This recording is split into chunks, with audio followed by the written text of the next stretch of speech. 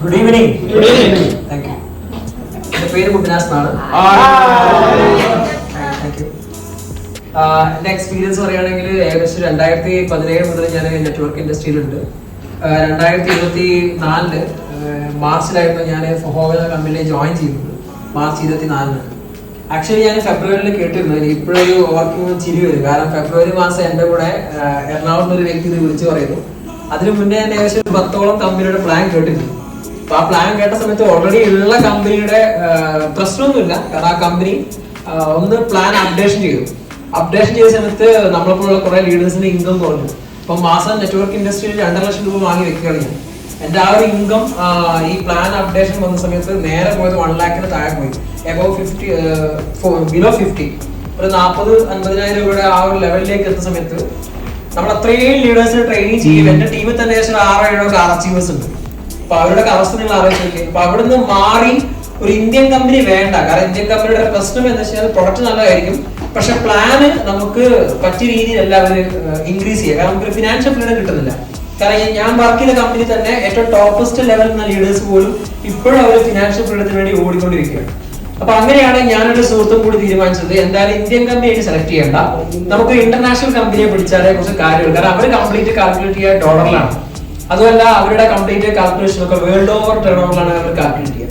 അപ്പൊ അങ്ങനെ നിൽക്കുന്ന സമയത്താണ് ഞങ്ങളുടെ മുന്നിലേക്ക് 2 കമ്പനി വന്നത്.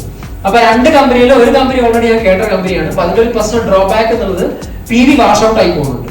ഓരോ മന്ത്ലിയും PV വാഷ് ഔട്ട് ആകും. അപ്പൊ ഇവിടെ നോക്കുന്ന സമയത്ത് അതേപോലെ തന്നെ ക്വാളിറ്റിയുള്ള പ്രൊഡക്റ്റ് ആണ്. പ്ലസ് ഇവിടെ PV ക്യാരി ഫോർവേഡ് ചെയ്യുന്നുണ്ട്. നമുക്കുള്ള ഇൻകം സ്റ്റെബിലിറ്റി ഇൻകം കിട്ടുന്നുണ്ട്. സോ ആ ഒരു സമയത്താണ് ഞാൻ മാർച്ച് 24 തീയതി ജോയിൻ ചെയ്യാൻ തീരുമാനിച്ചത്. എന്റെ എക്സ്പീരിയൻസ് എന്താ വെച്ചാൽ ഞാൻ 24 ജോയിൻ ചെയ്യുമ്പോൾ എന്നോട് എന്റെ ലീഡർ പറഞ്ഞു, മാർച്ച് 31 തീയതി ഏപ്രിൽ 2 തീയതി ക്ലോസിംഗ് ടൈമാണ്, ഇനി ആകെ 10 ദിവസമേ ഉള്ളൂ, ഒരു ചൈന ട്രിപ്പ് ഉണ്ട്, ഇനി ആകെ 10 ദിവസമല്ലേ ഉള്ളൂ, നമുക്ക് ഒന്നും ചെയ്യാൻ പറ്റില്ലല്ലോ. അപ്പൊ ഞാൻ പറഞ്ഞു ശരി, കുഴപ്പമൊന്നുമില്ല. ഞാൻ ഒന്നും ഉണ്ടാകാൻ വീട്ടിൽ പോയി. അന്ന് രാത്രി ശരിക്കും ഉറങ്ങിയിട്ടില്ല. കാരണം എന്തായാലും ജോയിൻ ചെയ്യാൻ തീരുമാനിച്ചിട്ടുണ്ട്. അപ്പൊ എന്തെങ്കിലും ഒരു അച്ചീവ്മെന്റ് ഉണ്ടാക്കിയിട്ട് ജോയിൻ ചെയ്ത് ആളുകളിലേക്ക് എത്തിക്കുക എന്നുള്ളതാണ് എന്റെ ഒരു ലക്ഷ്യം. അപ്പൊ അന്ന് രാത്രി ഞാൻ കുറെ ലിസ്റ്റ് ഒക്കെ ഇട്ടു, എങ്ങനെ അച്ചീവ് ചെയ്തത്രേ ഉള്ളൂ. നമ്മുടെ BCM മിഷനെ ടാർഗറ്റ് ചെയ്തു. കാരണം BCM മിഷന് ആദ്യം ഞാൻ എക്സ്പീരിയൻസ് എന്റെ വീട്ടിലാണ്. ഞാൻ വേറെ ആർക്കും കൊണ്ടുവരുന്നില്ല. എന്റെ വീട്ടിൽ പ്രായ ആൾക്കാരുണ്ട്. അപ്പൊ അവരുടെ എക്സ്പീരിയൻസ് ആണ് ഞാൻ BCM മിഷൻ പർച്ചേസ് ചെയ്തത്. അപ്പൊ അങ്ങനെ ഞാൻ ഒരു 10-20 പേരുടെ ലിസ്റ്റ് ഔട്ട് ചെയ്തു. ആക്ച്വലി ഒരു 50-60 പേരുടെ ലിസ്റ്റ് ഉണ്ടായിരുന്നു. പക്ഷെ അതിലെനിക്ക് ഫോക്കസ് എന്താ വെച്ചാൽ ഇത് പെട്ടെന്ന് വാങ്ങാൻ കഴിവുള്ള ഒരു 10 പേരെ ഷോർട്ട് ലിസ്റ്റ് ചെയ്തു. ഷോർട്ട് ലിസ്റ്റ് ചെയ്ത് അവരെ ഇമ്മീഡിയറ്റ് ആയിട്ട് പിറ്റേ ദിവസം 3-4 ദിവസം കൊണ്ട് അവരിലേക്ക് ഈ മിഷൻസ് ആയി പോയി കാര്യങ്ങൾ സംസാരിച്ച് ക്ലോസ് ചെയ്തു. വീണ്ടും ഒരു 3-4 പ്രാവശ്യം 3-4 ടൈംസ് ഫോളോപ്സിന് ശേഷമാണ് അവര് ആക്ച്വലി മാർച്ച് 30-31 ഏപ്രിൽ 1 അവരെന്ത് ചെയ്തു, ഈ ബില്ല് അവർ ക്ലോസ് ചെയ്യാനും പ്ലാറ്റിനം കാർഡ്, അതായത് 7 പ്ലാറ്റിനം കാർഡ് അച്ചീവേഴ്സിന് ക്രിയേറ്റ് ചെയ്ത് ഏപ്രിൽ 3 തീയതി ഞാൻ ചൈന ട്രിപ്പ് പോവുകയും ചെയ്തു. അപ്പൊ അതിനുശേഷം എക്സ്പീരിയൻസ് ഞാൻ അതിൽ ഫേസ്ബുക്ക് ലൈവ് ഇട്ട സമയത്ത് ഞാൻ വീഡിയോ എടുക്കുന്നുണ്ട്. ഫേസ്ബുക്ക് ലൈവ് ഇട്ട പോലും എന്നെ വിളിച്ച് ചീത്ത പറഞ്ഞില്ല. കാരണം എങ്ങനെ ആ കമ്പനിയിൽ നിന്ന് ഇറങ്ങി ഞാൻ എന്തുകൊണ്ടാ പോകാനുള്ളത് എല്ലാ അച്ചീവേഴ്സും അറിയാം.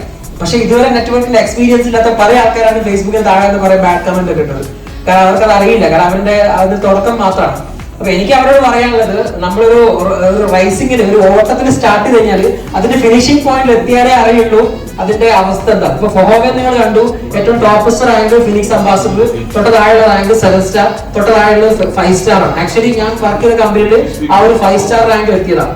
അപ്പൊ ആ 5 സ്റ്റാർ റാങ്കിൽ എത്തുന്ന സമയത്ത് ഉണ്ടാകുന്ന മെച്ചങ്ങൾ എന്താണെന്നും എല്ലാ കാര്യങ്ങളും നമ്മൾ എക്സ്പീരിയൻസ് ചെയ്തുകൊണ്ട് നമുക്ക് ധൈര്യമായിട്ട് പറയാൻ പറ്റും. നമുക്ക് അതിനൊരു 10 ഇരട്ടി അല്ലെങ്കിൽ ആക്ച്വലി ഇതിന്റെ 7 ID ക്രിയേറ്റ് ചെയ്ത ഒരു വ്യക്തി വർക്ക് ചെയ്യുകയാണെങ്കിൽ ഇത് ഉണ്ടാകുന്ന ഒരു ഇൻകം. ഇവിടെ എത്ര പേര് പുതിയ പേര് എനിക്കറിയില്ല, എത്ര പേര് പുതിയ പേരുണ്ട് ആദ്യം നെറ്റ്വർക്ക് ചെയ്യുന്നവർക്ക്.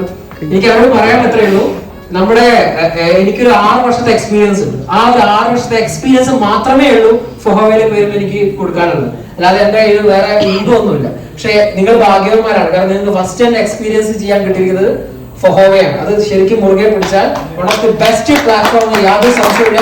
Wish you all the best. Thank you so much.